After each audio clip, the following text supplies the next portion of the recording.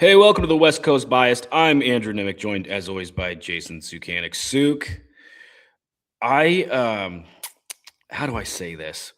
I watched the Oregon Texas Tech game and then had a Mhm. conversation with somebody and said, God, must have been brutal to be a Texas Tech fan. Can't imagine what they went through. Then these Niners, played the Seahawks in a game for the number one seed. Yeah. And oh my God, Suke, oh my God. Yeah, same thing. I felt like a Texas Tech fan where the score wasn't that bad. Like Oregon again was up 6-0 against Texas Tech, and then it got out of hand. Almost the same thing with the Seahawks, where it was a 7-point game at halftime. I literally went for a drive during the game. Like, I have to get out of the house. I'm going to cuss. I'm going to throw something. I've got a 7-year-old daughter. And I wasn't like going to break the TV or anything, but just I was going to get really mad. And I needed to just get out of the house. And Sprague was texting me about it, as was my son. And they're like, what'd you think of that play? Or, what's going on? And I was like, dude, I'm in the car driving around. I'm not watching the game. So I was on tilt a little this weekend. It was a little rough. When they started that game and they said that there was no Trent Williams and no Ricky Pearsall, I just laughed and I was like, well, that's par for the course. I was like, watch now the Niners put up 30 points, because that's just the Niners have like a whole 2001 Mariners thing going on. Like, the more players they lose, the better they get. But, apparently rubber meets the road there. And, it's the old adage, football, for all the evolution that it has, when you have a defense, and I guess this goes both ways, right? This is just a whole philosophy thing. We always say well, in the trenches, or, turnover battles. There's all these different things that you can explain away, who wins a football game. But ultimately, if you want to go down to one key thing, it's who dictates terms. It really is. I mean, so much of football is just who do I play the game on my terms? Do you play it on your terms, right? Like, whose style imposes the terms in which this game is going to be played on. And mainly because the Niners don't have any sort of receivers, and they've always done this with Kittle and Juszczyk. San Francisco plays a lot of 12 and they play a lot of 13 personnel, right? 2-3 backs, and they can be multiple out of that. I think one of the things that is always giving people problems is the Niners can line up in heavy with Juszczyk and Kittle, and then motion out of it, flex out of it, and all of a sudden we're going 4 wide, and you have heavies on the field. You've got big linebackers, and now we're spread out, and away we go. We have favorable matchups.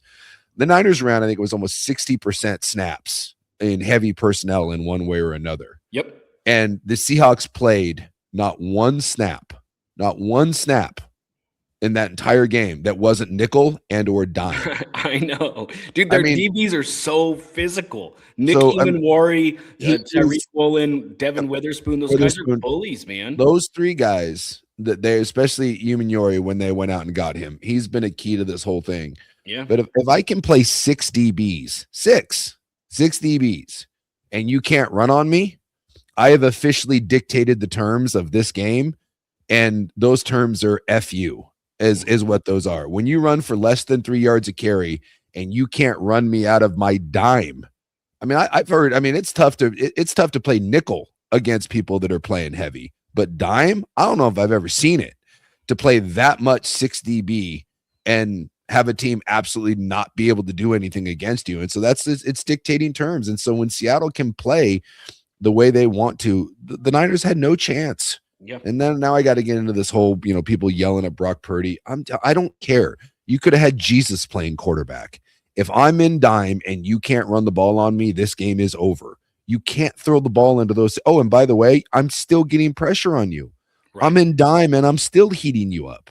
I mean, there's just nothing you can do. I don't care. I don't care if you're Tom Brady. I don't care if you're Patrick Mahomes. That is just the Seahawks defense that has built an absolute bully of a team.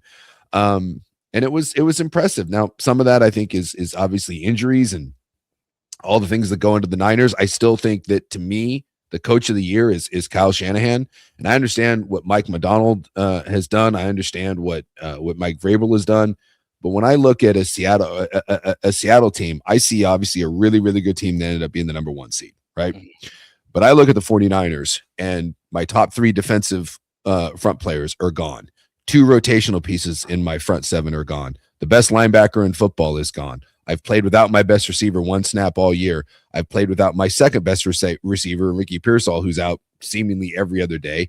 I've gone long stretches without George Kittle. I don't have Trent Williams. Purdy was out for a huge chunk of the year. I've gone stretches, I think 5 games without Brock Purdy. I mean, at some point, this, like, the fact that the Seahawks and the Niners were even playing for the number 1 seed, to me, is it's a miracle. It's a miracle. If you took away from any other team in the league their starting quarterback for a third of the season, their left tackle off and on throughout the entire season, their top 2 receivers for most of the season, number 1 the entire season, their number 1 edge rusher, their number 1 backer, rotated in and out. Remember, they started the year with both of their starting safeties out until like week 6, and people forget that. Then their nickel got hurt. I mean, you go through the injuries and just say, make that for any other team. I don't care who it is. If you look at the Patriots, who have the best record, take Drake May off the field, 3 of their top 4 defensive players, take away Diggs for the entire season. That's their Ayuk. It's not the same, but it's the same. You're not recovering from that. You could do that with anybody, and you'd say it's a disaster. It felt to me very much like all of the issues that I thought would come up as the season was going on, when Warner got hurt and Bosa got hurt and all those guys, and then they'd win and they'd keep winning and they'd keep winning, and you go, this is going to catch up to them. Somebody's going to figure out how they're putting this together with masking tape and Elmer's glue, because there's no way this is a solid structure. And it felt like the Seahawks went, okay, we know how to do this. We're just better than you. Like, you're missing so many pieces. We're just better. And all the issues I thought would come up, receivers not being able to separate, the O-line being put together, again, scotch tape, not being physical enough. And that was what I thought they were at the beginning of the year, and they somehow managed to make it work. It all culminated in this one game where it's like, yeah, that's an issue I thought they'd have all year given the injuries. But it all came down in one game, and it was so frustrating to watch. It was so brutal to watch, and so much credit to the Seahawks, man. I know I'm a Niner fan. Like, I've not hid that at all, but I have so much respect for the Seahawks. We talked about it at the beginning of the year, and we said, how many teams can replace their quarterback? They're 3 leading pass catchers with Lockett and Metcalf and Fant, and then you are flipping things around in the interior of your offensive line. Your defense had issues, and then you make a midseason trade last year, and suddenly you look different, and better with Ernest Jones. But we still have questions in the secondary. Well, they go and bring in Nick Emanwari, and he solves all the problems. Gray Zabel is a first-round pick, a pick we both praised at the time, solidifies that offensive line. There aren't very many teams that do that much turnover. We're relying on rookies along the offensive line and in the secondary. We have 2 brand new, our top 3 pass catchers are all brand new guys. It's a new quarterback. We're taking a discount on a guy who fell apart in the playoffs last year. We'll see if it works. Fingers crossed. And it did. And they deserve tremendous credit for that. There are not very many teams that do an overhaul on one side of the ball and then rely on rookies to be their wrinkle on defense and find a way to end up as the 1 seed. I just have tremendous respect for them. I thought that was a masterclass defensively. I thought it was the most embarrassing performance for a 49er team I've ever seen. And that's not because the Niners necessarily essed the bed. The Seahawks were that much more physical. The Seahawks were that many more steps ahead of what the Niners were doing. And as you put it, they were in a nickel and dime all day to 60% 49ers heavy personnel. And the Niners couldn't do anything. They couldn't run. They couldn't throw. They had a 4th down where I think there was a timeout called, and then they went into a real heavy package, and Purdy rolled out, and there was just so clearly no option. Like, it was just, you're not going to run. I mean, pre-snap, it was like, well, you can't run on them, so you're not going to run for this 1.5 yards, so you have to throw. Oh, look, Luke Farrell's being covered by Devin Witherspoon. There's a matchup we're excited about. I mean, they just clamped them up. It was incredible. As a 49er fan, yes, I was frustrated, but I couldn't help but think that was probably the defensive performance of the year for the Seahawks. And if you look back, to me, it's one of the best defensive performances I've ever seen. It goes back to like the Broncos against Cam Newton and the Panthers kind of stuff, where you just absolutely suffocate a team, physically break their will, and you can see that they've given up. Well, and let's give credit. Obviously, McDonald, and he may end up winning Coach of the Year. And by the way, if he does, no problem with it. I mean, You take this team that we thought was a 9 or a 10 win team. I thought was a playoff team. Some people did, some people didn't, but I certainly didn't see this. But you give Schneider credit, because when Carroll left a few years back, there was the talk, right, of is it time for everyone to go, and who was it? Do we give more of the credit to Carroll? Do we give him more to Schneider? And let's just look at the last. And we can love, obviously, I always say the depth of rosters is built in the 3rd, 4th, 5th round, right? Mm-hmm. Yeah. That's where you find your special teams guys. It's where you find your right tackle, all those things. But when you hit on 1st and 2nd picks, you don't just build the depth of your team, you build your team. And right. It doesn't take you get cheap star power in the 1st and 2nd round. Ooh, baby. And let's look the last 4 NFL drafts, right? The last 4. Gray Zabel, arguably their 2nd best lineman. You can make the argument maybe they're their best lineman, but certainly has changed their offensive line. Nick Umanori, who I think has been the key to when he is healthy, and their ability to play a modern defense without, like I said, dictating terms. No one helps them dictate terms more than the fact that you have a safety / linebacker. Byron Murphy, Devin Witherspoon, Jackson Smith and Jigba, who, again, is he the best receiver in football? If he's not, he's on a short list of it. Derek Hall, Charbonnet, Charles Cross. If he's not your best lineman, then it's Gray Zabel. Mafe, who's been phenomenal. Kenneth Walker. These are all 1st and 2nd round picks in the last 4 drafts. And I'm telling you, if they end up winning a Super Bowl, whether it's this year, next year, that will go down as a 4-year heater that you just don't see. And when you do see it, that's why you have a team that's the number 1 seed. That is a masterclass of draft. And the one thing that's not in there is quarterback. And so what did they do? They went out and they took the Minnesota thing and they said, we can do that. And this is ultimately what's going to determine whether or not Seattle wins a Super Bowl or not, is will the real Sam Darnold please stand up? Because Minnesota last year won 13 games and was a game away from being the 1 seed. And they fell apart, right? And it didn't work. That last game of the year, basically against the Lions, fell apart in the playoffs. Could that happen in Seattle? Sure. But I also think that what they've built in Seattle is more rounded than what was in Minnesota. I think this defense is better than what was built in Minnesota. And so can Darnold not screw it up? Because that's the one piece that was missing in all of this was a quarterback. So they rolled the dice on Darnold, and Darnold has been good. He turns the ball over, and that's the one thing, is careful getting over your skis, because I get why right now you watch that performance and you're like, oh my God, like Seattle's the most complete team in football and all this. And I don't disagree with any of that. I mean, when you look through this playoff, I don't know who you pick over Seattle. I don't know if it's just a weird year. I do think, and we've talked about this a lot, that when you get to the playoffs, the 2 equalizers are an elite defense, and they have that.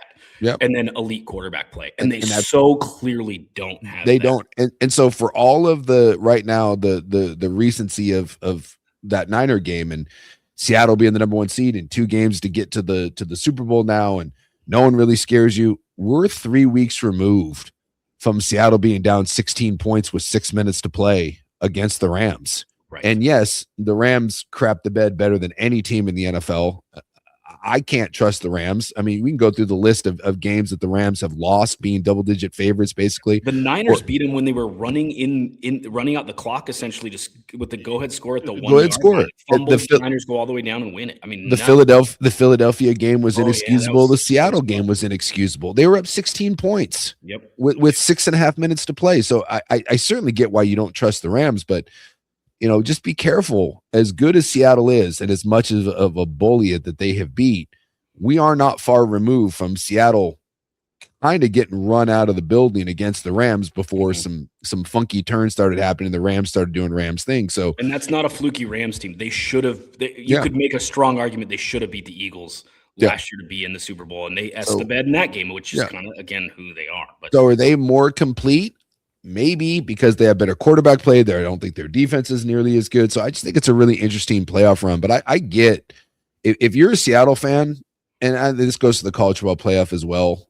I just think right now, going into the college football playoff and going into the NFL playoffs, the prevailing message should be, why not us? Because there's not a great team. There's not a single great team that exists right now in the NFL or in college football So if you're Seattle, you say, hey, we've got our warts, but so does everyone else. Mhm. I can't pick one team in the NFL that I would say I feel really good about. The 1 seed Denver, it's the exact same thing as Seattle. They have an elite defense, and they have a quarterback that, when it matters, he's been really clutch and he's been good in big moments, but he also goes through 3-quarter stretches where they have no offense to speak of. So it's kind of the same thing. I mentioned the Rams. I think the Rams in the NFC probably are the most complete team. No one craps the bed and doesn't show up more than the Rams in big moments. The Eagles have no offense to speak of whatsoever. Right. The Packers are a mess and hurt. The Niners are all beat up. I go into the AFC. The Patriots have beaten, I think, one or two teams with a winning record all year. They have the softest schedule known to man. The Bills, when Josh Allen isn't being a hero, they have a mediocre offense, and their defense. No single player masks more warts for a team than Josh Allen. And he's playing with a bum foot. Right. Carolina shouldn't even be in the stupid thing. I mean, them and the Steelers, right? Like teams that don't belong. And so I'm telling you, you can just look up and down. I don't know. I don't no offensive line. That might be offensive. If they win, it'll be the worst offensive line to ever win a playoff game. That offensive line is a disaster. It's just a wonky year in the NFL. I would, if the Chargers were healthy, I'd say it's the Chargers, but they don't. Justin Herbert's pulling a Josh Allen act because he literally just is running for his life on every single snap and is single-handedly willing that team. Honestly, and I can't believe I'm saying it because I just have no faith in this team and haven't. I actually think right now, if I were to say a confidence level right now, it might be Jacksonville. God, I knew you were going to do that. Don't do that. What world are we living in where Trevor Lawrence and the Jacksonville Jaguars are the team that I look at and I'm like, well, I mean, I don't know. As I'm sitting there, and that's recency bias, man. Well, it's weird. No way in the world if a month ago I'd have said, "Hey, you're going to say on a podcast publicly that the team you trust the most is Trevor Lawrence and the Jacksonville Jaguars," you'd say, "Throw your body in front of that, Nemec. Even if I run through you and toss you, flick you away like a grape or a booger, do not let me do that." So I'm jumping in front to block that kick. I don't know where else to go. I just don't know where else to go. I was just sitting here the other day. We were kind of riffing on my show, me and Rob, and he was going through, and he was asking me, he's like, "Who do you like?" I didn't have an answer. Yeah, I really don't. I honestly, as I'm sitting here, like that was like the first thing that popped in my mind was Jacksonville. Yeah, and Jacksonville's defense is playing like. I think it's a little bit of fool's gold because they turn the ball over at such a high rate, and it's not that great a defense. And when you watch it, it's not like you're watching Seattle and Denver, but the defense has been performing, and Liam Cohen has done such a nice job getting that offense to actually look like a real offense. And Trevor Lawrence is starting to finally look like the guy that people thought he was, coming out of college, where he's pushing the ball downfield. He's playing his best ball. Jacoby Myers has been a revelation for them. You want to talk about a midseason pickup that has changed the way an offense operated? I mean, who would have thought that a Raiders cast off would make that kind of difference? But he has. My take has been, and this was a fantasy related thing, that Jacoby Myers is a top 20, top 15-ish receiver in the league, and it has been all year. Yeah. That dude is the most underrated star in football, and the fact that he was available for so cheap was nuts. Yeah. Because he's a high-end worst case. Like if you put him with Minnesota and put him with Justin Jefferson and gave them a competent quarterback, he'd be really, really good. Yeah. Like if you paired him with a true one, he's a high end wide receiver too. And that's in a world where, and you could say, like, you just said he was top 15, top 20. There are not 32 wide receiver ones in the league. There are like 8 to 10. And then he's in that next tier that's like that super, super good wide receiver too. He's just been so good. But at the same time with Jacksonville, like I go back they housed the Broncos, which I was kind of like, all right, I'm like, you got my attention. That's the 1 seed. But then it becomes a Patriot thing. It's like you've beaten the Chargers, the Cardinals, the Titans, the Colts, the Jets. You did house the Broncos, the Colts, and the Titans. So there's not a lot of meat on that bone, but you did house Denver. And then I go back and I'm like, you lost. You only scored 12 against the Seahawks. The Rams blew you out. You scored a bunch against the Texans, but you gave up 36, which the Texans offense stinks. So it's like garbage. is Jacksonville, so they lost 3 or 4 in the middle of the year, and that was Seattle, the Rams, and the Texans, and then one win that was sandwiched in there was the Raiders. You lost 3 or 4, and that was when I was like, well, goodbye, whatever, Jacksonville, thanks for coming. And then they go on that heater. They did beat the Chargers, so and against the super banged up Chargers, against the Titans, dude. I think they're really fraudulent. So they're really fraudulent. Everyone is, but I guess that's my point. Everyone is fraudulent. So in a world where everyone is fraudulent, I don't know what to make. And so that's Seattle. I'll take this all the way back. If you would have told me at the start of the year, I liked Seattle a little more than most. And but to be fair, I liked them a little more than I did. Yeah. The last 2 years, I've thought Seattle was a playoff team. They've been a game away. And I was like, another year of McDonald. Darnold's no different than Geno Smith. And I think the roster is a little bit better. And I'm like, all right, this could be a playoff team. I would have never in a million years guessed that was a 13-14 win team and was the 1 seed. Mm-hmm. And I would have never said, even halfway through this year as they were playing, I'm like, dude, it's not a Super Bowl team. I said it maybe a month ago. I was like, it's not a Super Bowl team. It's just not.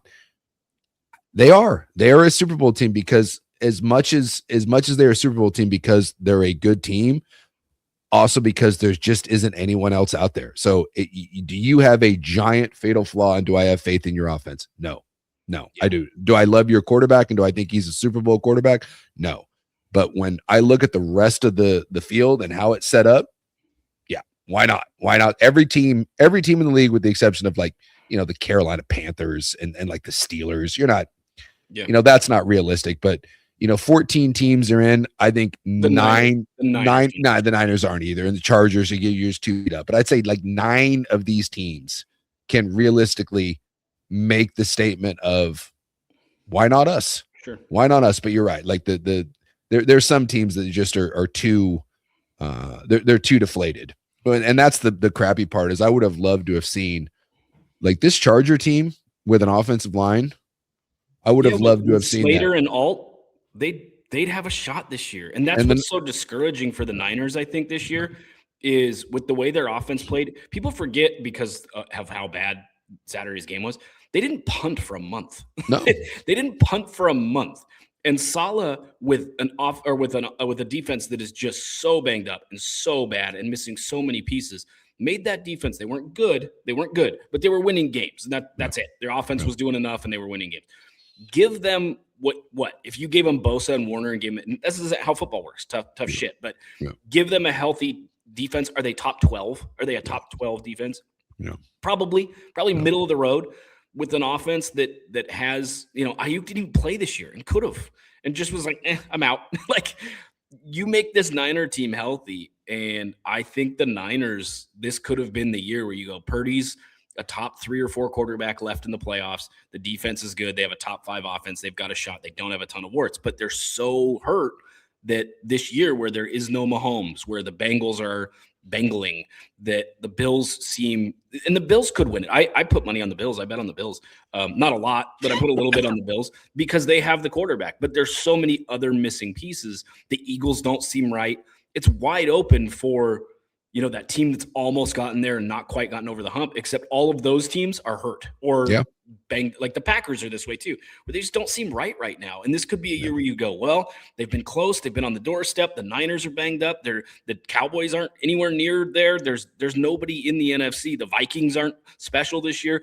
There's nobody sitting there to knock you out, except you're kind of tripping over yourselves in injuries. So it's a really interesting year. I have no idea who's going to win it, but I just found it interesting, the highs and lows of football. Watching the Duck game, Oregon played, if you're just from our perspective of I'm covering that game, I knew going into the pod we'd speak glowingly about the Oregon Ducks. And yes, there were issues with the offense, but that defense was so great that you go, what a performance. And I was like, that was fun. It's fun to be able to talk positively about a team. And I knew coming into this pod, it was the exact opposite. And I experienced the Texas Tech version of that with the Niners Seahawks in the biggest game of the year. If you're a Texas Tech fan, I know exactly what you feel like now, in the sense that, you get all the way to your biggest game of the year, and then you're so bad in that game that you now have to spend the offseason going, like, whoa, we got to rethink what we were. And they were a bye team in this college football playoff. And there's no way a Texas Tech fan feels good about where they ended the season. There's just no possible way. College football playoff, it's down to 4 teams. I found this interesting. So obviously Ole Miss, Indiana, Miami, Oregon, the Final Four. In Miami's the last team to have won a national title. I think that was in 2001. I saw this stat on how many starters are from the portal, and I think Oregon takes a lot of heat for being a portal team. And I think a lot of that has to do with the fact that basically Christian Gonzalez and Derek Harmon were first-round picks who were portal guys, and then their quarterbacks. But they have the fewest starters, the lowest starter percentage, who are from the portal. Ole Miss is highest, 15 of their 22 starters for 68%. Indiana, 14 of 22 starters are from the portal, 64%. Miami, 12 of 22 starters for 55%. And then Oregon, below the 50% mark, 10 of 22 for 45%. Notably, all 4, I believe, ranked in the top 10 in portal classes last year. Yeah. So all 4 of them relied heavily on the portal. We're splitting hairs when we get to 45% versus 55%. But that being said, no one can say Oregon's heavily reliant on the portal compared to the rest of the Final Four. What it does say is, again, the portal is your friend. And if you want to look at why Clemson fell off despite having a bunch of returning starters, it's clear now you have to use the portal. No one's below 45% of their starters being from the portal. That's almost half. I mean, that's wild. Yeah. Well, and you look at it, and it's not just starters, it's important starters. And if you splice that down even further, it's an even higher percentage. It is. Yeah. Because in the last couple of years, I remember it might have been last year, and certainly when Lanning got there and he had the mass exodus, he de-recruited like half of his roster. I remember at one point, I'm trying to remember off the top of my head if it was last year or the year before, I think 8 of the defensive starters were all portal kids. And so it would make sense that as Oregon goes on, that will get less and less because Oregon recruits at a super elite level. And I think if you looked at the Ohio States of the world, I'm guessing that number is going to be slightly less as well. Because when you recruit at a high level and you have 4 and 5 star kids, it would make sense that eventually more of those kids will develop into full-time starters as opposed to places like Ole Miss and Indiana, even Miami to an extent, although Miami's now with Cristobal is recruiting at an Oregon like high level. You're going to have more holes to fill. Of course, Indiana recruits in the 70s, for God's sakes. Of course they're going to have to hit the portal. Like that's the world we live in. So some of that's a bit kind of, I don't know, that argument's one of those, like you're picking whatever stats. No doubt. It's just, I just think it's interesting that people are so reliant on the portal. You have to use the portal. If you don't, you aren't getting to the data. Yeah. If you're Indiana or a team that doesn't recruit at a top 15 level, then the portal becomes, you have to, like, to even be relevant, you have to be in the portal and you have to find kids that can play right away. Whereas schools like Ohio State, Miami, Oregon, it's more of filling holes. Right. So, Oregon goes into this year and says, well, we don't have a quarterback. We don't have an O-line.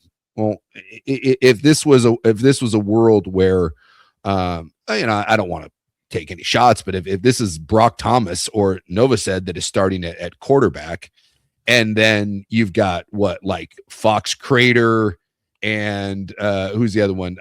Charlie Picard is your starting center. You have to go back 2 years to get there because Poncho's been there a while, Dante's been there 2 years. But point. Yeah, and the big tackle out of Florida, Janoris, right? Like you throw him in there, like, and those are your starting tackles, and you don't have World and Pregnon and Harkey. Just that alone, your team looks completely different, right? Like you throw out, get rid of Thieneman out of there, like, and your secondary looks different. Actually, you get rid of 2 of your big secondary guys. Kennedy's gone. I mean, he's just so this team looks completely different. And so, whether you are building the core of your roster like Indiana did to go from irrelevant to this, Ole Miss, who doesn't recruit at the level that some people think they do, they just have to have those kids. Mm-hmm. Whereas other programs are more targeting, and you have to find impact players that can fill holes.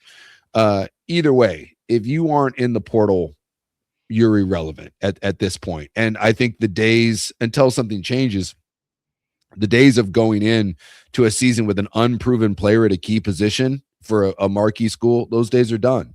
It used to be, hey, we got to hold it right tackle. Oh, we got a young kid and we like him. And we think, I mean, I'll go back to myself. That would have been me. So I played as a freshman. I guess I was a starter my sophomore year. It was one of those where me and another guy kind of platooned, and I would play. I would play, third and fourth quarter. Sometimes he would play 1 and 2. If I was playing well, then sometimes he would start the game, and then I would play second, third, fourth quarter. So if you want to call me a starter or not, whatever. I was a significant player as a sophomore, right? And then going into that, I moved from that was guard. So I was a guard my first 2 years, and then my going into my junior year, they're like, hey, you're going to be our starting center. And I had been the backup center, but I was the starting left guard, and then was kind of a swing guy. So going into that my junior year, they're like, hey, you're going to go be our center, and we think you're going to be a pretty good one, right? And I ended up being an all-conference center my sophomore or my junior year, and then was an All-American my senior year. I don't think in today's world that happens. Not at a big school. I think you take a kid like me and you're like, hey, I think you can be our guy, but we're bringing in a starting center from Michigan State who was the third team all Big Ten last year, and you're going to compete with him. I just think that's the world we live in. Your path is definitely different. You would go like now, because you were an all-region guy, you'd probably go to like a Washington. You would have not played much, and they would have recruited over you. You bounce back to a BYU, a Boise State, emerge as an all-conference guy, and then your senior year, you're a big-ticket item heading to the SEC. Like it's just It's just different. It's just it's a weird world, and the portal, whether you like it, hate it, whatever, this is the reality, and you have to live in it. And so, I actually think Oregon's got some pretty good old linemen that are young. I've been fairly impressed that when injuries have popped up, I've been fairly impressed with some of the fill-ins they have. And so you look at it and you're like, well, maybe they don't need to hit the portal quite as hard as they did this year and along the O-line. I'll bet you they hit the portal just as hard along the O-line. It's just you go and you find guys. And if it's the Mekhi Hughes. All right, we went out and got this kid, supposedly the number one back in the portal. All right, well, he didn't play. Why? Because the kids we got were better. Didn't stop him from going to get him. Dude, if there is a right tackle out there that Oregon can land and you think is a top 4 or 5 tackle in the portal, I don't give two craps about the freshmen you think you have are going to be players next year. You're going to bring in that kid and you're going to make them compete. And that's just the world that we operate in. And if you're Dabo and you don't want to operate in it, enjoy losing your job in Clemson because you're going to become irrelevant. The portal right now, if it's not, recruiting's the lifeblood of a program. I still believe that. I still think you have to recruit high school kids. If you're Indiana and you want to sustain this, you better get your recruiting rankings up out of high school. But the portal is creeping up where I'm not going to say it's really becoming 1 and 1A now. Yeah. Oh yeah. Of you have it just becomes one entity. You have to kill it in high school recruiting, but you sure as hell have to kill it in the portal. And if one of those things is lacking, sustained success is going to be problematic for you. Because the way we love Indiana right now, and I think the structure they've built and Signetti and all that, but we've seen 1 or 2 years of portal teams be really good, from Florida State to Michigan State to Colorado. We've seen like portal classes for a year or two really kind of hit and kind of get that group. But what we haven't seen, and maybe he's just the outlier, and we haven't had that many years of it, but I still believe that if you want to do this year after year after year and compete with Oregon and Ohio State and Bama and LSU, just the talent level of your team has to be raised. Yeah. It has to. And how do you do that? You do that through high school. Like right. Depth. Where do you get depth? Retain blue chip high school talent. Yes. Bites at the apple. You need more bites at the apple, and you need to have the kids that can still grow and develop if you can manage to keep them around your roster, which is becoming increasingly difficult. Because like you said, I hadn't thought about that, but yeah, like I come out of high school and I'm a decent sized recruit. I was one of the top 15 kids in the Northwest. That stupid Tacoma News Tribune. I don't mean to call it stupid, but supposedly I was one of the top 15 players from Oregon, Washington, and Idaho. So I was I was a good player. Yeah. And I come out and if they make me redshirt at BYU and then that my freshman year, I'm like a rotational piece. Yeah, there's a good chance I don't stick around. Mm-hmm. There's a good chance, like right for in today's world, you're like, well, I'm going to go find someplace I can play right away, as opposed to like kind of growing and developing and allowing to kind of become the player that you're going to become and get better year after year after year. This is not the way college football works. Right. It's just not. It's just like very few kids and very few programs are willing to or kids aren't willing to develop that year after year, and programs don't want to develop kids. After a year or two, if you aren't ready to play and be like a big time player, they'll just unrecruit you and they'll go find someone to take your spot. So it's a weird world. It's a weird world right now that it looks nothing. The sport that I played and the sport that I knew from all those years ago, I don't recognize it. It's not. I feel like I'm an old man talking about back in the day when groceries cost a nickel, because right. It's not the same world. Right. I don't know. It might not even be the same hemisphere. To emphasize that, the New York Times has reported, and then we'll get into some of the semifinal matchups. Well, some of them, we'll get into both of them. The New York Times went over how much guys are getting paid, and by position. According to New York Times, again, this transfer portal cycle, quarterbacks getting $1 to $4 million plus. Offensive tackles, again, this is kind of projecting starters. This is not base level kids. 600,000 to 1.3 million. Running backs, 400 to 900,000. Wide receivers, $500,000 to $1 million. Tight ends, 300 to 900,000. This is per year. Edge rushers, 500,000 to 2 million. Interior defensive linemen, 500,000 to 1.5 million. Corners, $250,000 to $1 million. Safeties, $250,000 to 900,000. Yeah, it's a different world. I think also pricing has changed. I think for a while there, it looked like that essentially like blue chip recruits, and we talked about this, the going rate for a 4-star guy in the 200 to 80-ish range was $100,000 a year a couple of years ago. And that's still largely the case. But we talked about the fact that there were quarterbacks that were getting, 4-year deals or on paper 4-year deals that they could re-sign at the end of each year, that guys were getting 12 million, 10 million, 8 million out of high school. It seems like outside of the Bryce Underwoods, those deals have come down slightly. The very, very, very top end quarterback deals have come down slightly. The portal deals seem to have gone up, where teams have figured out, oh yeah, rather than pay $3 million a year for a quarterback who might redshirt or is going to have some ups and downs as a freshman and may not pan out, even if he brings a lot of hype, Dylan Raiola, may not be worth it. Might be better just go get the proven guy. Well, the market's caught up where you want a good offensive tackle. You're paying, $1.2 million for him to start right away.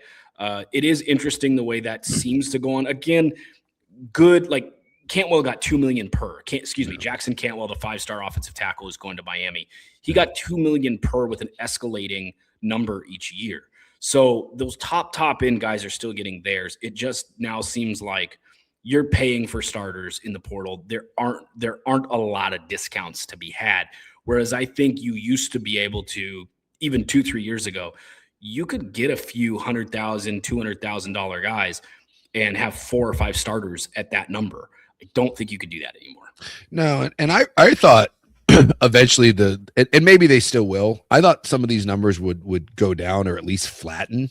And with Sorsby allegedly, and again, I always take everything with a grain of salt, because it's like, some of these numbers that get thrown out, I think they do get overinflated at times. But if Brandon Sorsby got $6 million, and look, I've seen Brandon Sorsby play, and let me tell you, I give that thing 2 thumbs. Meh.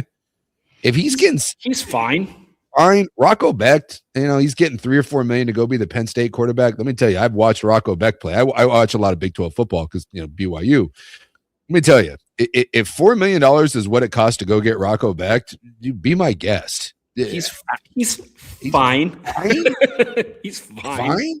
Yeah. But we're living in this world now where it's just, I really thought eventually that some of these boosters and programs would look at this and be like, dude, what the hell are we paying for?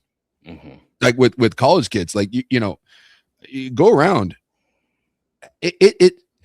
We're at the point now where even if you have a good freshman season at a big program, there's this debate of whether or not you're going to stay. Like kids just aren't staying. So when I pay, if I'm paying a high school kid, at least if I'm paying a portal kid, I kind of know what I'm getting, I guess. And it's usually for a year or two. But man, if I'm writing a check for $2 million for a kid to come and be a freshman, I'm going to get uneven play. I just am. Yeah. I mean, maybe a freshman has, I mean, as good as Decorian Moore is, let's not act like Decorian Moore, was like this, generational force for Oregon. He's a nice player. Yeah, He really was. He's going to be very, He's very going good. to be, but is he going to be for Oregon or is he going to go be for somewhere else? Because it feels like anytime, you get one of these freshmen, it's like this, will he or won't he? But especially a quarterback. I mean, I don't know what Bryce Underwood got, what, $3 million to go be the quarterback at Michigan? Dude, watch his mechanics. Dude, that thing it does not look good. Raiola does not look good. And so, we're paying Dante Moore, who I really liked this year at Oregon. Dante Moore got a bunch of money to go to UCLA. He was terrible at UCLA. So I just look at the money that's being spent. And one of these days, I just have to believe that somewhere is going to look at this and be like, dude, what the hell are we paying for? So they are already, right? The two parts of this is now, like, I think Utah was the first to pass this, right? So Whittingham left, that you can have it's like a private equity agreement where you essentially own part of the team. Yeah. So the two scandals, or the one scandal and the one change I see potentially coming, is athletic departments kicking back some of this money. So we made a surplus in football of X. We'll kick back, and again, not legally yet. We'll kick back to our boosters, 50% of your money as long as we win 12 games or whatever, because we're going to make that money in the playoffs or whatever. I would watch for that scandal, because I think that's humanly possible, that there are boosters somewhere in the entire world of college football or college athletics. Somebody's going to go, I give you $10 million. We won the national title. I want some money. And it better be under the table, because I don't want to pay taxes on it. You know what I mean? Like, I could see that being a scandal. The other piece is this, like, these private equity agreements where boosters are going to own part of the revenue of their programs. That's the next layer that's coming. So I can invest in this program, but if we win games, I'm going to get some money back. And by the way, some of that money I donate to you guys is a tax write-off. The money I get, our state's going to, because they already have said that NIL money in some of these states is not taxable. Like the SEC right away, their first big move, NIL money not taxable in the in parts of the South. So that's so kids don't have to pay taxes. They get all their money. That's a huge boost compared to states where you have to pay 40% on that money or whatever. That was intentional. That was, again, the SEC trying to be ahead of the curve. We're going to see little wrinkles like that as we go, because this is not sustainable. I don't care how much money some of these programs have. You cannot pay 20 to 25 million a year in perpetuity for a roster without getting anything back. You can't. Yeah. I mean, you can't. Yeah. I mean, and I'm not talking about for 10 years. You could do it for 10 years, $200 million. Some of these guys are multi-billionaires. Yeah. But you can't do it for 100. This can't be the model for 100 years. And that's when we're going to get into collective bargaining. That's when we're going to get into people getting money back and private equity. College football is still going to look vastly, vastly different than it does right now. We're right in the middle, and maybe even like a third of the way through a complete overhaul to what college athletics is going to look like. And so it is wonky. And there are schools like Indiana who are trying to capitalize on it now. There's a window here where there's not a lot of regulation, where we can jump and establish ourselves as a big boy. And if we do, we get to continue to sit at the table. And I think one of the underrated things when we talk about an Indiana, we've discussed this not with Indiana, but with some of these schools, that they're going to create a super conference. This thing is going to continue to consolidate. And people have said, well, is it fair that like Vanderbilt and Purdue still get to have a seat, Northwestern, in the big boy club just because they're in the Big Ten? What's to keep teams from cutting them off? If you think Indiana didn't do that math and went, let's invest now. And yeah, we're spending $20 million on our roster right now. But if we make a couple runs, they can't boot us to the what's left of the ACC down the road. They can't boot us to the Pac-12. We'll be a brand. And go look at the difference between what Oregon makes per year, which is supposed to be $100 million per year in their athletic TV deal in the next 8 years, compared to Oregon State, who's sitting at like between 8 and 10 million. So if you tell these boosters, hey, spend the money now, the 20 million now, let's build our brand up. By the way, Vanderbilt's doing this too. Spend the money now, solidify our seat at the table so that when the $100 million, $150 million TV deals come out and we create super conferences, we still get to be included. Because if we continue to flounder, we're going to get the axe. They're going to move up Utah. They're going to move up BYU. They're going to move up Arizona State, boot us out. And that's going to be a loss of 80 to 90 million per year that we cannot afford to do. So credit to those bubble schools that have done the math and said, spend now, establish the brand. They're kicking someone else out. It's not going to be us. And I think that's a really under-discussed piece of what Indiana and Vanderbilt are doing. They're looking at the long game with, we cannot lose our seat. We have to win. Yeah. Got to go now. And it's working. Like you said, both schools are on, for them, historic runs. And wouldn't that be something if Indiana finishes this whole thing off? The one thing I'll say, when, the whole portal NIL thing and the kind of the nature of college football, the one when we can debate whether it's good for the sport, bad for the sport, everyone loves to yell and scream about, their opinion. The one thing that is not debatable, it just isn't, is this era of college football has opened it up and made it more competitive and has opened the door for more teams than ever before. Yep. Because what Indiana is doing and is attempting to do will be the greatest story in the history of college football if they finish it. It's the greatest coaching job in the history of college football, whether they finish it or not. And neither one of those things would be possible without the current landscape of what we're dealing with. Mm-hmm. I don't care if you went back even 5 years and you still gave me Curt Cignetti, this cannot be done. Yes, you had a commitment from Indiana to spend, and he has said that multiple times, like you mentioned. Cignetti has given praise to the university and the administration for saying, yep, we're going all in. But that commitment from Indiana, and you got the right coach. I mean, Oregon did this 30 years ago, and it took 20 plus years to build it into something that can even compete. And Indiana did it in 2. Right. And the difference between Oregon building it in 20 or 30 years with the greatest marketing team that's ever lived at Nike, that's how long that took. And the fact that Indiana has been able to microwave it in 2 years is because of this. Right. This new rules have cleared the deck, cleared the table. And, we're about ready. I think we're probably going to see the 3rd straight year of a Big Ten team winning a national championship, whether it's Oregon or Indiana. I think that's where the national title comes from. That's 3 different teams, by the way. The run of SEC dominance is over. I think the run of anyone's dominance is over. How about this? In the last 3 years, there are 18 teams in the Big Ten. A third of them have made the semifinals. Yeah. I mean, this is third of the Big Ten has made the semifinals in the last 3 years. It's the SEC can no longer hoard resources. And look, the SEC is still just awesome. And the depth down there and the teams and the coaches and the commitment. Yeah, dude, the SEC is still really good. Yep. But their big secret was, and look, I don't think we're talking out of school. One of the reasons that Dan Lanning was hired is because Dan and Cristobal, to an extent, they knew how to run SEC programs. Is that a fair statement? They knew how to. Willie Taggart was the hire for that. Yes. Oregon was like, we're ready to play ball. We've come up short a few times. We've hired the Oregon man, and we're not recruiting at a good enough level. We're leaving too much meat on the bone. Yep. Let's go get one of those dudes and who's willing to do it one of those ways. Exactly. Like when we say like we're not recruiting, look, you weren't running your program in the gray areas. And I remember like when they were debating like who do we go get? Like Wilcox's name came up, and it was never a realistic thing because Wilcox wasn't going to run the program that way. He just wasn't.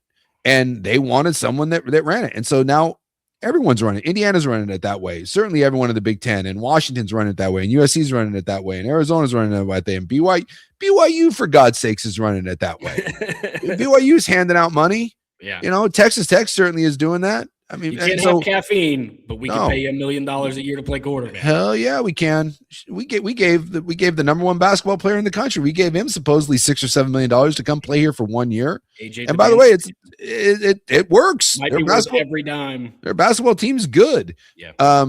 So like the SEC, I'm trying to remember who said this, but they were talking about Kalen DeBoer and getting back to where Nick Saban was. That'll never happen. Nope. And Kirby Smart won't get back to where Kirby Smart was. No. And Nick Saban left because Nick Saban wasn't going to get back to where Nick Saban was. Right. You can't do it.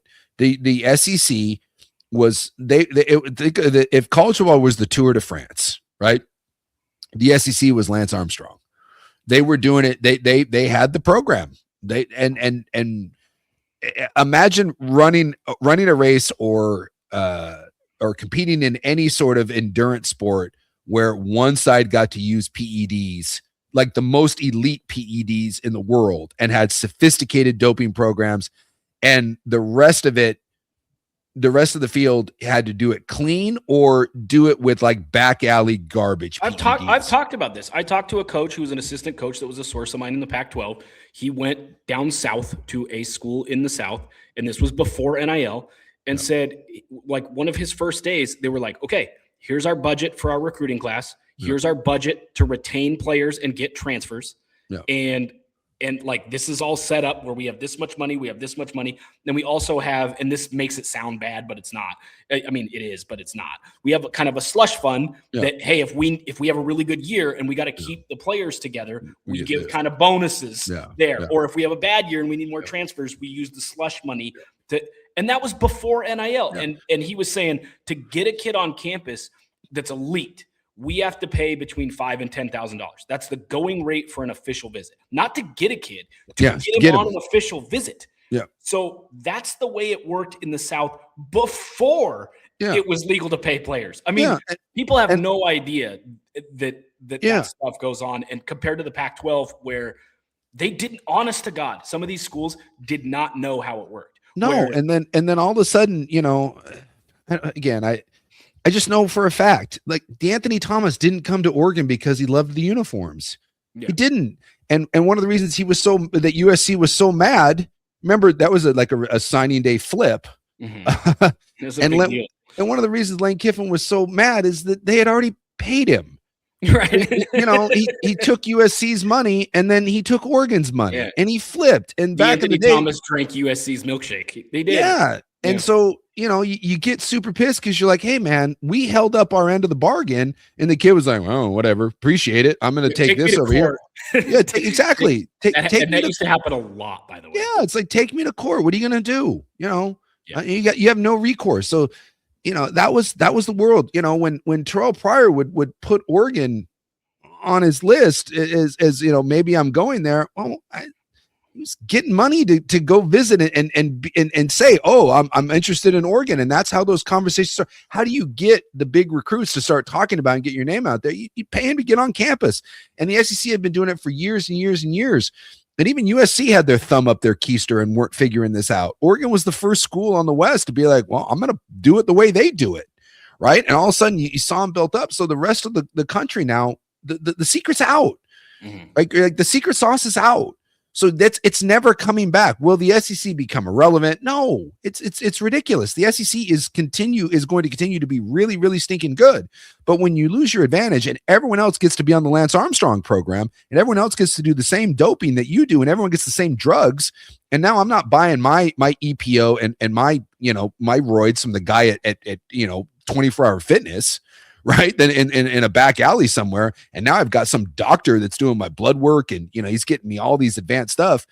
I no longer have that advantage. Right. And so and a lot of these schools down in the SEC, they don't have the money necessarily. Back in the day, you could put together a roster, a sweet roster for a couple $1,000,000. Yes. For $3-4 million, you could put together a phenomenal. Cam Newton, one of the best college football players I've ever seen. He costs what, $250,000? I was just gonna say, you could potentially get the number one recruit in the nation for between $200,000 and $300,000. That's what I was told the going rate was. Well, and Cam Newton's less than 10 years. And we know it's a fact. Cam Newton led Auburn to their only real national title in modern history, right? Mm-hmm. And it was kind of a one-man crew. I mean, I guess two-man crew, Nick Fairley and Cam Newton. It cost him $250,000. That was it. Yeah. That was it. That's all it cost. And by the way, it would have cost $6 to $7 million per. Yes. And by the way, Mississippi State wasn't willing to pay it. Think about that. Like, too much for our blood. Yeah, Mississippi State was like, well, $250,000. Like, I don't know, it's a lot of money for Cam Newton. Yeah, for Cam Newton. I know. coming out of Blaine, JC, whatever. Auburn was like, I'll write that check. By the way, that's the best $250,000 ever spent. Oh yeah, in the history of college football. What did Reggie Bush? The Bush thing was what? I think it was Lloyd Lake. Was it roughly $400,000 or $500,000? I think was the Reggie Bush between a house and a car for his parents. Yeah. It was roughly $500,000. Yeah. Reggie Bush cost $500,000. That's all it took. The three best deals in the history of this country: the Louisiana Purchase, Cam Newton, and Reggie Bush. That's all it took. And so, but now it doesn't. So you have some of these schools down there now that, look, when Alabama and Georgia say, I want some of that Oregon money, they're not lying, because some of those schools do not have the SMU. Think about that. SMU and Texas Tech are better funded than 70% of the schools in the SEC. That's true. So when you're having this now, the dominant run of the SEC is over. The SEC it will always be relevant. It's always going to be one of the two big boys. It means more down there. They dump resources into it. But if you're waiting for the SEC to go back on one of these runs where we say no one else can compete with them, that won't happen again. Those days, those are done. The NIL and the portal world has leveled the playing field. Beware the deregulating of things from the SEC. Beware the passing of laws that give them a 30% extra boost because of taxes, or we'll find something. We will give equity to people who invest in the SEC. Yeah. And they're going to have to find a new. They're going to have to find a new loophole, and they're working on it because the old loophole is shut. And now, like I said, I think you're going to see the third straight year of the Big Ten winning the national title and have it be three different teams. And I think that speaks volumes for the world that we're playing in. And so I'm not going to sit here and say that any of this is great for football. And I understand that there's some problems out there and it's great for football. It's great for football. It is. Now, this is not currently a good time. Like, we will look back at this and say, this was a disaster. What the hell? But the progress and the steps being made, this is way too much player empowerment. But for years, it was insanely favored towards the NCAA. Now the NCAA has literally zero power to the point where they're like, we're going to let the conferences run themselves. That's wrong. This will find a middle ground that's good. You needed the counterbalance where people went, this is nuts. To get to the good spot. So this is a good step for college football. It's just that the current picture isn't pretty. Yeah. Does that sound fair? One other thing, there are 4,000 players in the portal. I just want to emphasize, when we read those numbers earlier, when I gave you the low end, that's not what the low end dudes in the portal are getting. We were talking about like the top 8 guys at each position were getting in that range. There's a bunch of dudes who are getting very, very, very little money. Like, the dudes that Oregon State are signing from Portland State, those dudes are not getting $200,000. So when we're giving those ranges are for the top kids in the entire country. Some of these guys are getting like 10 grand, 15 grand plus their scholarship. So I just want to make that very clear. The other thing, of those 4,000 players, my comfortable guess is that 3,500 of them ish were forced to leave. Yeah. Or at least told, you're never playing. We're not re-signing your NIL deal. I know we promised you 40, 50 grand, 100 grand. We're not paying it anymore. It's year to year. You're not playing. We're not continuing to give you this money. You want to know why those quarterbacks leave and you're like, he's at his 4th stop? Because you can always get somebody to believe you were that 5-star, that you're worth a shot at $100,000. But if you wash out, they don't re-sign you for $100,000 the next year. Like the Jaden Rashadas of the world that supposedly were offered $14 million a few years ago, and they've been at their 5th school. It's because the next school went, okay, well, we're not giving you $3 million a year, but we'll take a flyer on you for $250,000. And then he washes out, and somebody goes, well, we'll give you $50,000. And then he washes out and is like, we'll give you $25,000. That's why those dudes are bouncing around, is that number keeps getting less and less while the other school says, we're not paying you anymore. That's very important to understand, because if you were in a business and you were hired by a company and they said, we're going to make your salary $3 million, and you get through a year and they go, we're paying you nothing now. You can stay here, but we're not paying you a dime. And another company goes, well, we don't think you're worth $3 million anymore, but we'll give you $1 million. You'd leave. And then if you went through a year there and they go, you're not worth $1 million, we're not paying you a dime.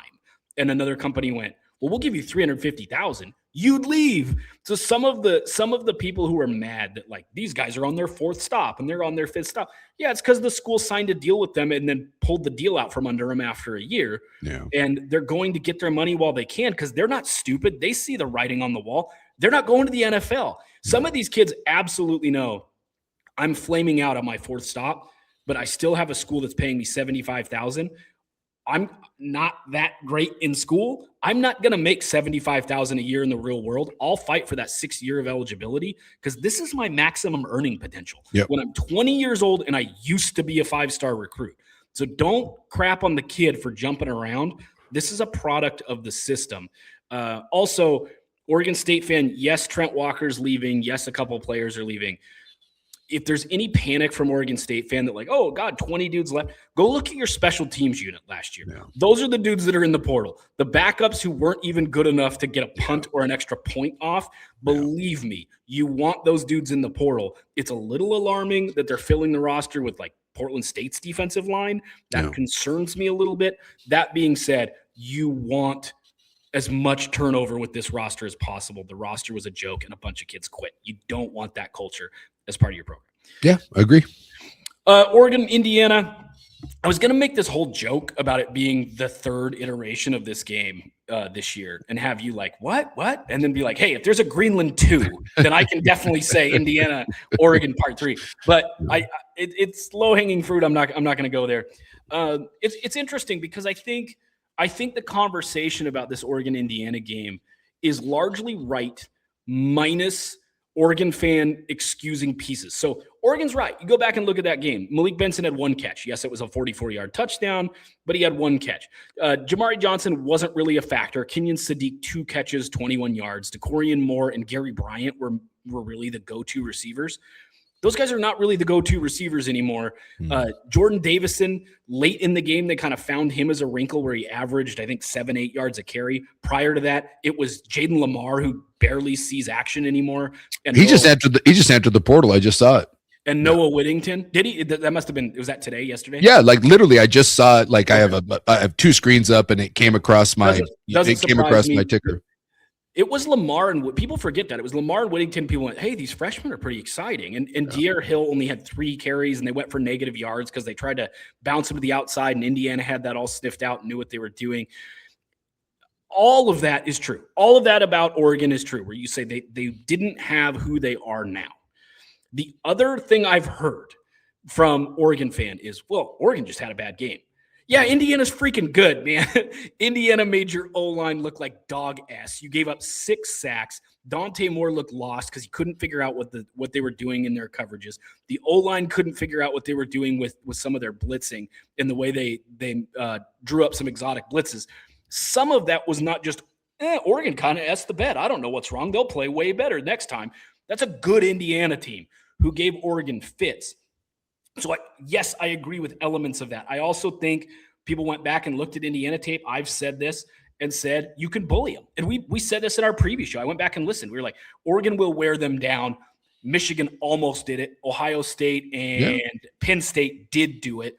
Oregon's better than some of those teams from last year, or at least they're better than Penn State from last year. They're better than Michigan from last year. Oregon will just wear them down. And that was the game that everybody went, oh, this Indiana team is for real. So I think Oregon, one, knows who they are more better than they did last time. They're also going to take Indiana much more seriously because they thought we can play vanilla and we'll just wear this team down because that's what everybody did last year. Those are factors. But I want Oregon fan to pause on the one thing that I think they're missing and saying, we just kind of played shitty on offense. Yeah, Indiana's defense does that to people. Be careful just dismissing that as like, off game. I don't know. I think that's a little alarming. But in general, I think this is going to be a really, really good matchup. Yeah. And here's what I'll say to Oregon fan, because I get it. You're going to make excuses or what's a better word? Like an argument. Same thing, right? You lost. And so you have to come up with a reason why you're not going to lose again. Right. Totally get it. So I don't think excuse is necessarily a bad word. You're just justification. There you go. Justification for why you lost. But at the end of the day, here's what I'll say. Oregon's offense isn't that good. It's just not. I get that if for all the talk, we're going to sit here and we're going to bash Texas Tech because Texas Tech's offense was kind of fraudulent, right? And it was propped up by the Big 12.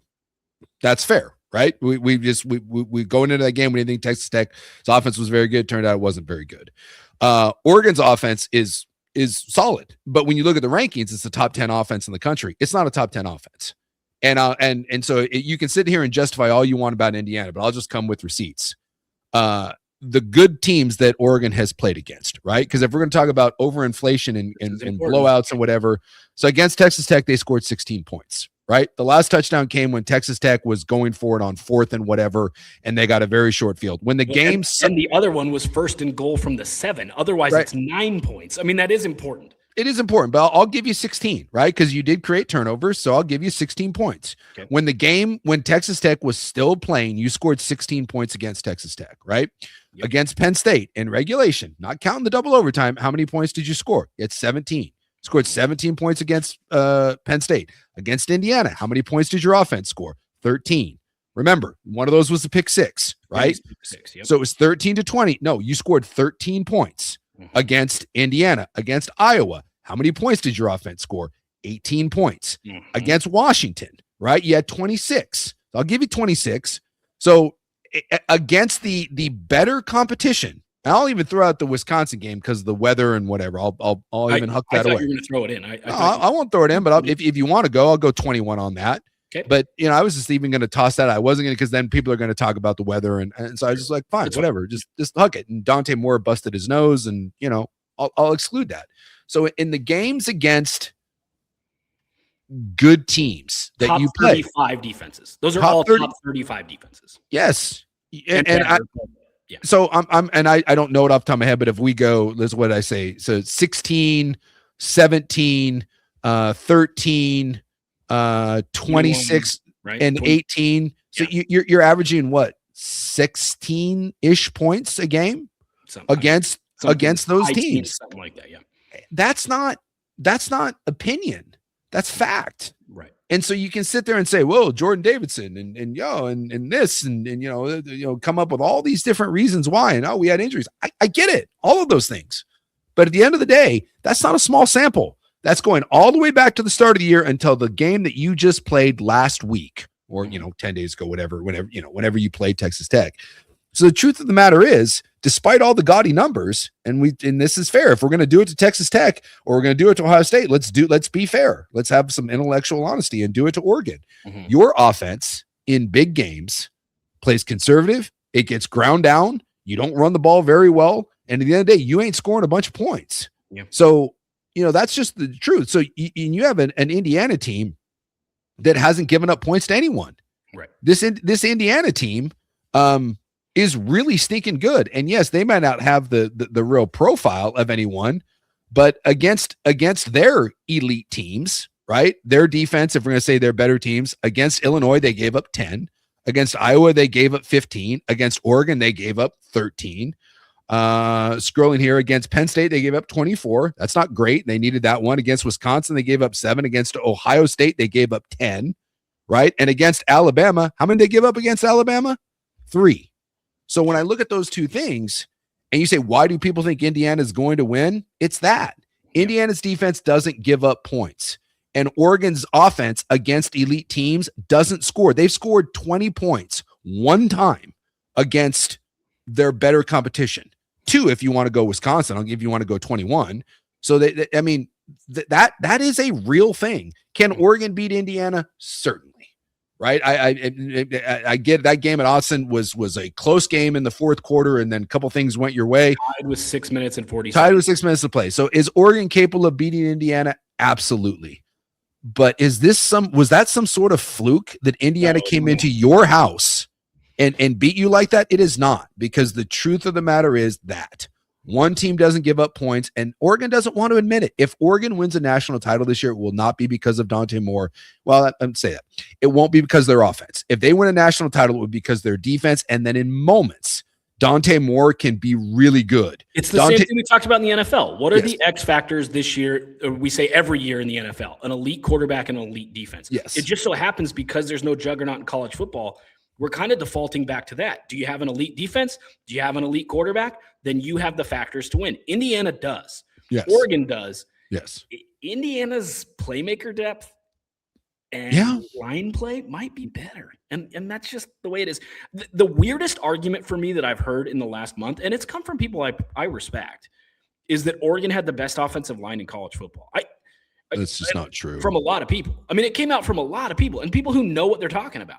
It's laughable. It's not Oregon's true. Defense against good opponents has largely been overwhelmed. And when you go back and watch their games, there are games where you go, how come they don't throw deep?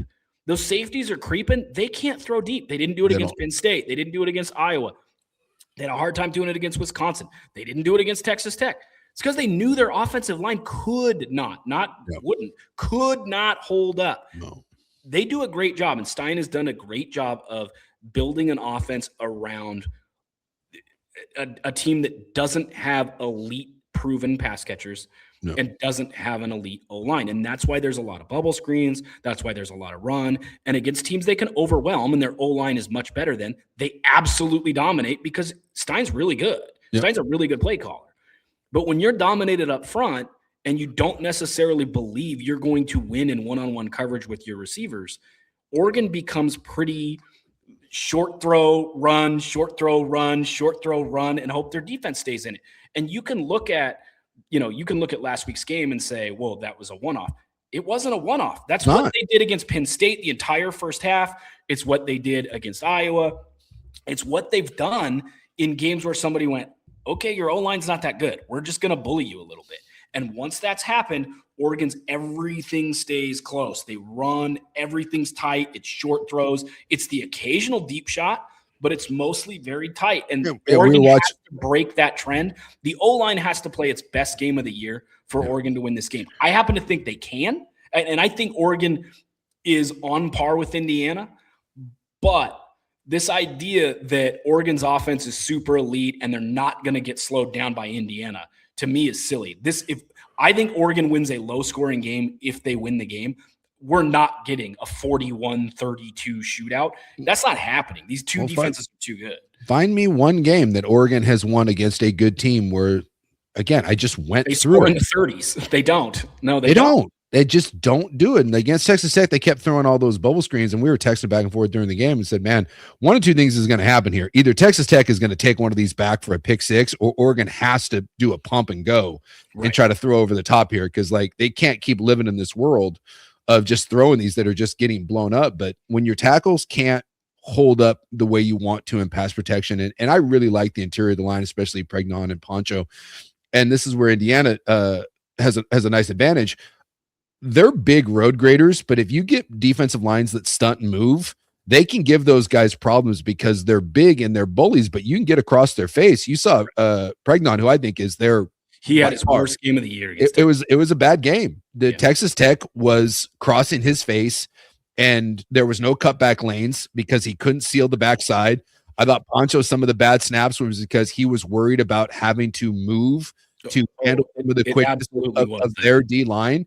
And they caused problems. And as good as the interior is, and I think those two guys are the strong part of that offense, we've seen their run game get blown up by teams that can get into gaps, cause wash, prevent those big bodies getting up to the linebackers. And as good as the Oregon backs are, and they're both really young, they're also not like Davidson will run you over, but there's not a ton of necessarily inside the tackle box wiggle for those guys. They're not necessarily elite right now at making the one guy miss. And there's some question about Davison playing this week. Yes. And he was far and away their most effective back against Indiana. It's something to watch. So it's something to kind of keep an eye on here, that this isn't like a bad game. This is just who Oregon is at this point. Mm-hmm. This is at this point in the season, you can't look back and be like, well, now we expect something to radically change. Is it can Oregon come out and score 40? Sure. I mean, I was watching, what was it, the Texans offense in the NFL against the Chargers.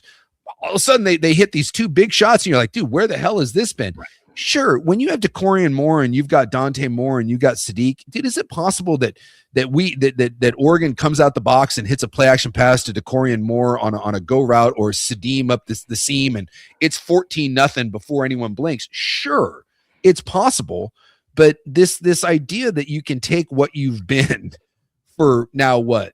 So 13, 12 We're regular going on season. 4 months. Yeah, on We're going on 4 months months, because that's the way college football is now. and have this idea that like that your identity is somehow different than what the tape and the results show you. That's just, I don't know, that's fandom, and that's wishful thinking. And I laugh because I get that same, I get that same talk from Oregon fan, and I push back on it. I said, I'm not being negative, I'm just being realistic. And if you're going to beat Indiana, and you can, again, the rest of the season has shown us that if you're going to beat Indiana, it's going to be 21-17. Right. It's going to be 24-21. Right. It's going to be because Ohio State almost did it. 13-10. Yes, 13-10. Right. Your defense is going to have to play lights out, and it's capable of doing it. What you did against Texas Tech, and then your offense hits one or two big plays, and that's the way this game is won. And I do think the winner of this, I'll go on record, I think the winner of this game wins the national championship. I have some concern. I hear Miami. Yeah. So the Texas Tech game really bothered me from an Oregon's offense standpoint, because I told you I thought Oregon would beat Indiana the second time they played, and it made me go back and watch. I've got YouTube TV, I've got every Duck game saved. I went back and watched all those good games, and the games where they played good opponents. It's the same crap on offense where you're going, what the hell is Will Stein doing? They haven't thrown a pass beyond 10 yards. They haven't thrown a pass beyond the sticks in 2 quarters. What's going on? And it's like every game. So you start going, okay, that's who they are. And then when they overwhelm people, yes, they air it out, they throw deep, they do all this stuff. But against good opponents, they do feel really just tight. And then the O-line in games where you go, what happened? They only scored 20. The O-line just doesn't hold up their end. There's too much pressure on Dante Moore.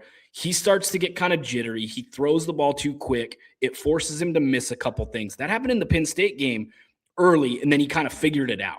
And that's the one game where I thought Dante overcame that entirely. Every other game, when teams started to get pressure on him, he started to miss throws. It happened in the Texas Tech game. He had Sadiq wide open for a touchdown, and that was the read. He just got so overwhelmed by Texas Tech's pass rush that he kind of lost himself. And you look at this Oregon O-line, and really what it comes down to me, they have 5 guards. And like Poncho's an oversized center. It works in college football. It may not in the pros. Yeah. Isaiah World is a guard. He is. At the next level, he's probably a right guard. Alex Harkey, probably a right guard. Pregnon's a really good guard. Yeah. They have 5 guards. They have 5 guards. So, and by the way, don't take my word for it. Go read a scouting report.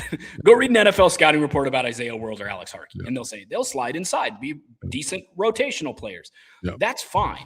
When you go up against like a Ruben Bain and you're a okay guard, and Ruben Bain, and by the way, the opposite side, the other dude, also a first really or second round pick, they're monsters. I don't think it's a given because an elite pass rush has screwed up Oregon all year. If they play Miami, I don't know what I will think of that game because the trump card for Oregon's offense is pressure on the edges. And if you can get pressure on the edges, Oregon really struggles. And what does Miami do better than any team in the country, maybe including Texas Tech? Yeah. Hit you with speed on the edge. And David Bailey is the speed edge rusher. Ruben Bain is just all of it. And Messidor, and Messidor on the other side. Like they're really good. And so that goes back to if Miami's front is Texas Tech's front, or maybe even a step by, Miami's secondary is better than Texas Tech's secondary. Right. And then that goes into, does the Miami offense and that's why I think it's a coin flip, because I think their offense is not very good at all. Yeah. So that's what I said. I think if Oregon wins a national championship, it will be because of their defense. They will win a national title the way. And Dante Moore making a few plays. Yes. And that will be, and when Dan Lanning came in, I think this is what he envisioned, building a bully, and he has. And so now we get to see where it is. So that to be fair, like I still think I will take my national title coming out of Oregon and Indiana, but you're right. Miami's front, would be very, very interesting against Oregon, because we saw what Texas Tech did to them. We saw what some good defenses have done to them. And if Miami plays this way, and then, kind of what Miami's found here, and kind of going back to the old Mario Cristobal thing, you just turn around and hand it to that Fletcher kid. and just, kind of grind it out. Run behind Malagoa and all those dudes. Yeah. So, it'll be interesting because I do think Miami beats Ole Miss.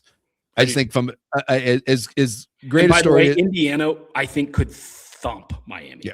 Because the way that just that matchup, and I've said this before, depending on the matchup, anybody could win any given game. What Miami does in spades gives Oregon trouble. Indiana doesn't have any problem with the Miami team. It's just not the matchup that gives them trouble. So I think Indiana coasts to a national title if they play Miami. On the flip side, I think Oregon has to get by a really tough Indiana team, and then they face their greatest weakness in the title game in Miami and Mario Cristobal with that pass rush.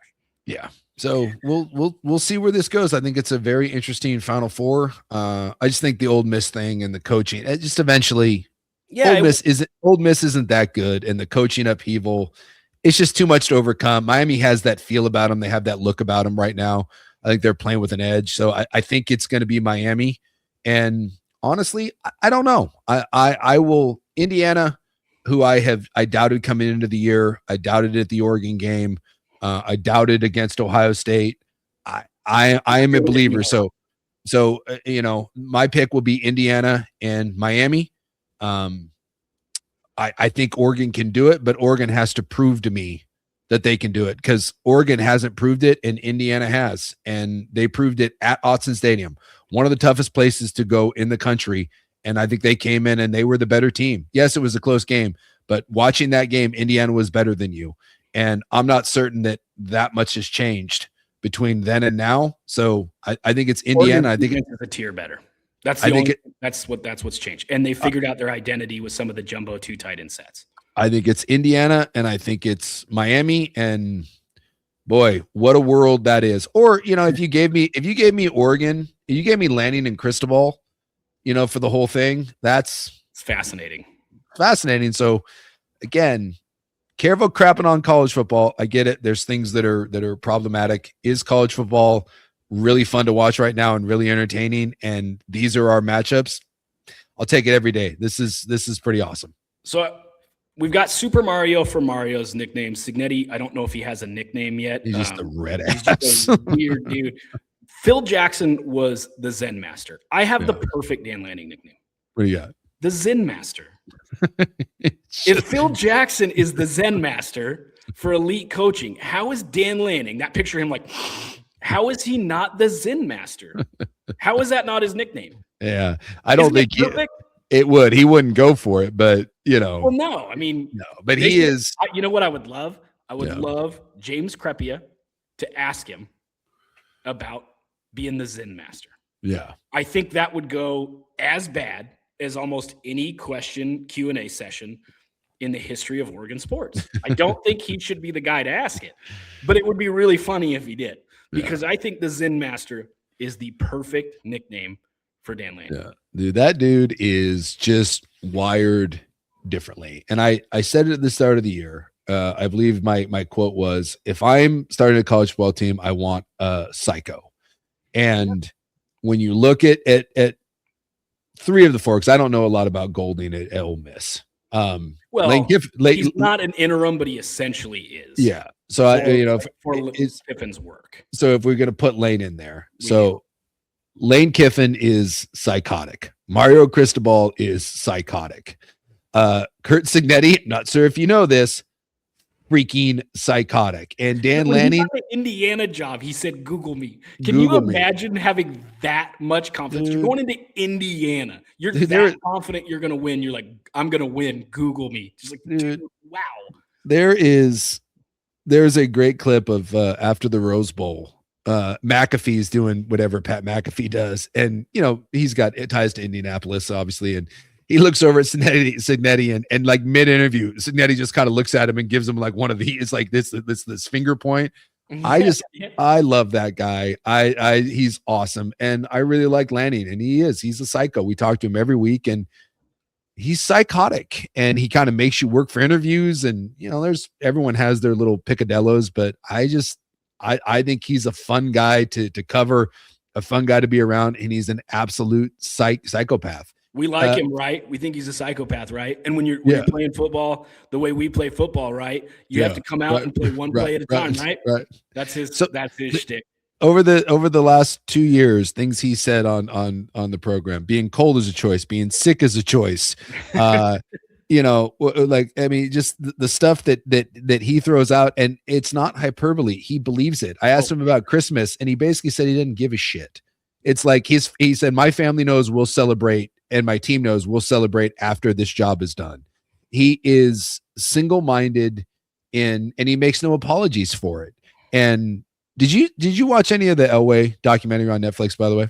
No, I didn't even know there was one. I need Yeah, to watch it's pretty good. Now, a lot of these sports documentaries I roll my eyes at because they're produced by the person who is having the documentary made about him. Sure. So you get such a whitewashed horse crap version of it. It's like the Urban Meyer one was the most embarrassing thing ever. This is where I'll give the Elway credit. He brings his ex-wife on there.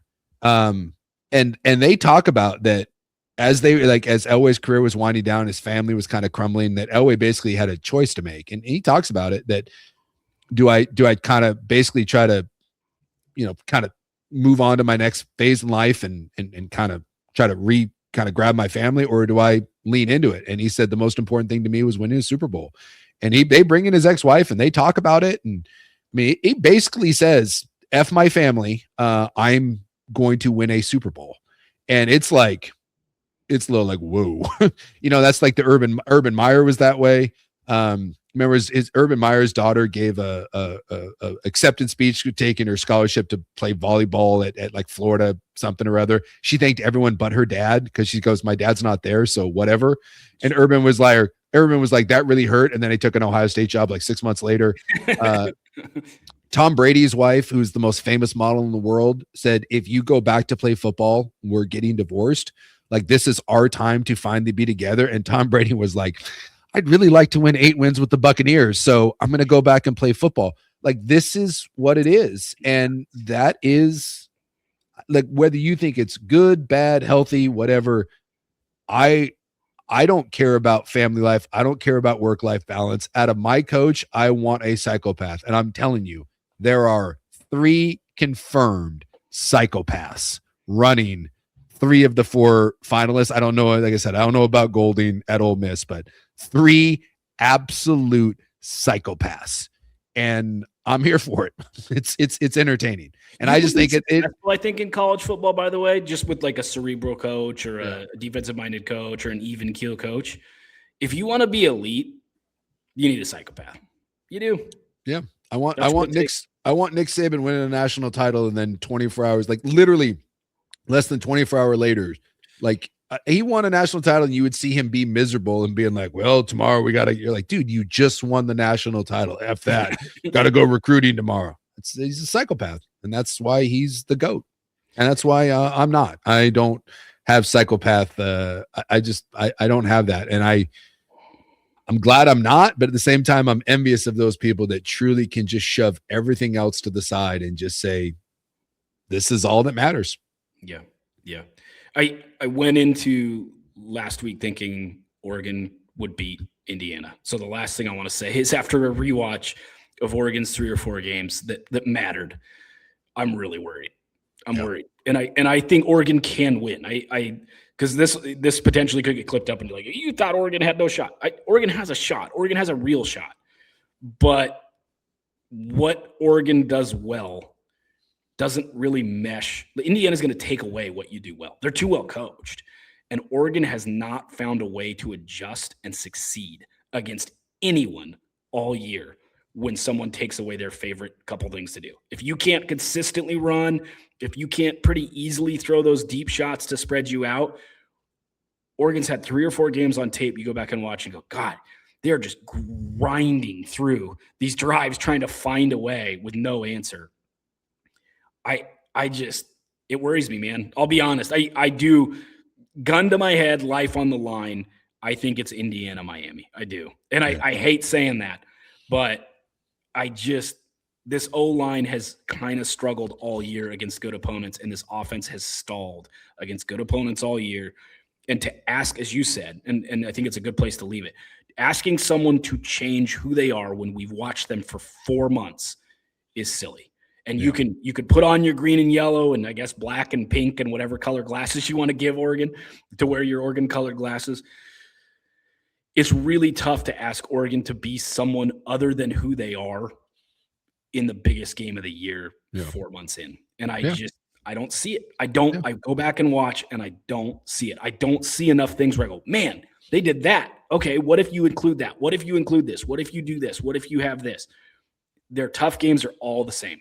Their defense plays great, and they grind on offense, and it's really tough to watch. And I don't think tough to watch on offense and grinding on defense is enough against this Indiana team. But I do think it's going to be a really good game. And I do think Oregon, if they get a break, a pick six, which they got last time and lost anyway, oops, I do think they can win. I just think it's like 65-35 Indiana. Yeah, so. I think we have a very similar view of this. You know what? We've got to stop agreeing, man. That's part of the problem with this pod. Like we end up agreeing about Oregon's O-line. We both agree on. We got to stop. Got to come up with something that we disagree about. Yeah, like I said, I think this is coin flip. I can live in I could see a world, and I can see a world where if Trinidad Chambliss plays the way he did last week, I could see that world too. Where Ole Miss. I think that's a little less likely. I feel like Miami is the safe bet. I guess with Indiana and Oregon, I guess I still, in the back of my mind, I just have a hard time accepting that Indiana's overall talent is good enough to keep doing this, which is why I said I've doubted Indiana at every turn. Mm-hmm. I picked Oregon in the first game. I picked them to lose to Ohio State. I just keep doubting them, and I guess that's just where my brain says Indiana and my heart still says talent wins, and Oregon will overcome it. Oregon has a lot more depth. And the other piece with Indiana, and I know they had one of their defensive players come out, they've been so healthy. Yep. Like so insanely healthy. A team like Indiana cannot make this run if 3, 4, 5 key guys get hurt because they don't have the depth. They're super reliant on their transfer portal panning out and being stars. Yeah. And they've all stayed healthy all year. It's wild, but it does feel like a magical year for Indiana. I'm worried about it. And then the one thing about the Miami game, whenever you think Miami and Mario Cristobal, and this is a Mario Cristobal thing more than a Miami thing, it happened at Oregon. Whenever I thought Oregon had it figured out with Mario Cristobal, he lost a game he had no freaking business losing. Yeah. So, yes, I think Miami should beat an Ole Miss team that is like, I don't even know who their coaching staff is. I don't know if the players know who all their coaching staff is. And yet I still think it's kind of coin flippish because Miami loses to teams they shouldn't lose to all the time. That's who Mario Cristobal is.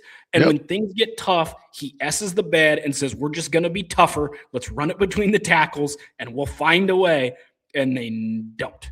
So he feels very due because this does not feel like the best Miami team. It doesn't feel like it's anywhere near the best Miami team. And he hasn't S'd the bed in a few months. And he's not potty trained, man. He's going to S the bed. It's who he is. I'm excited. I think both of these games are great. And I'm glad that we have new blood. I'm glad that it's not Ohio State, Georgia, LSU, and Clemson. I'm glad that we will get a new blood, even old blood with Miami, but still kind of a new version of it. I'm excited that we're going to get a kind of a new blood national champion out of this, regardless of who it is. Storyline, I know Oregon fan, obviously that would be great winning their first title. But again, if Cignetti pulls this off, and they're the odds-on favorite, we'll see what happens. If they pull this off, this will be the greatest story in college football history. And it will be it already is the greatest coaching job. And it will be completed. It will be, this will be miracle on ice stuff if Indiana finds a way to do this. Just start. I don't know who you get to play Curt Cignetti, but start writing the movie right now. It's going to be that kind of finish if they're able to cap this thing off. Quick thing. What is more, and we'll get out on this. What is more insufferable? Oregon losing to Indiana and Curt Cignetti again in the semifinals, or Oregon making it to the national title and losing to Mario Cristobal? Cristobal. What hurts more? Cristobal. I know. I think so too. I know plenty of Duck fan, Andy Johnson Dirt, who's on my station and does the mornings. He's even said it, like, they can't live in a world where Cristobal wins a national title before they do. Because like the idea is that when Cristobal left them, F them, we're better than you. Landing so much better, and we love making fun of Mario Cristobal. Right. So if they lost to Cristobal, it would be the worst loss in program history. If they get all the way there and they lose to Mario Cristobal, that will be the most deflating moment in modern Oregon history. So that's not even a question. Not even a question. On that happy note, okay, we will be back. We're still deciding, I think, timeline, whether we'll do a live, and we'll let people know on social media, whether we're going live right after the game Friday night. I don't know what you're doing, so you might be on the air. No, you're not on the air because we're the home of the Ducks. Home of the Ducks. We might go live. We may just do that night, and we'll release it, and you guys can get it when you want to. We're still sorting that out, but we will quickly, after that game, again, whether we're taping that night or we're live or taping the next morning, we will get you a podcast very quickly after the Oregon-Indiana game. We'll also talk a little Miami-Ole Miss and just whatever happened in that game. That's going to do it for this show, and that's going to be the main focus of the next show. No portal talk. If that needs to be addressed and Oregon gets some big commitments, that can come next week. We do not need to do that in a post-game of Oregon-Indiana. So thank you for listening to the podcast. Subscribe, like wherever you get them. I'm noticing that the numbers are going up across the board. I don't know if that's because Oregon's successful or if just we're catching on, but every podcast now is getting more listens each week, whether we put them out on social in clip form or not. So I appreciate you guys spreading the word. Please steal your wives' phones, your girlfriend's phones, your mistress's phones, your boyfriend's phones, whoever, your husband's phones, and subscribe for them. They don't have to listen. I'm okay with it. Just more subscribers would be great. We'd really appreciate it. And Suke, thanks, man.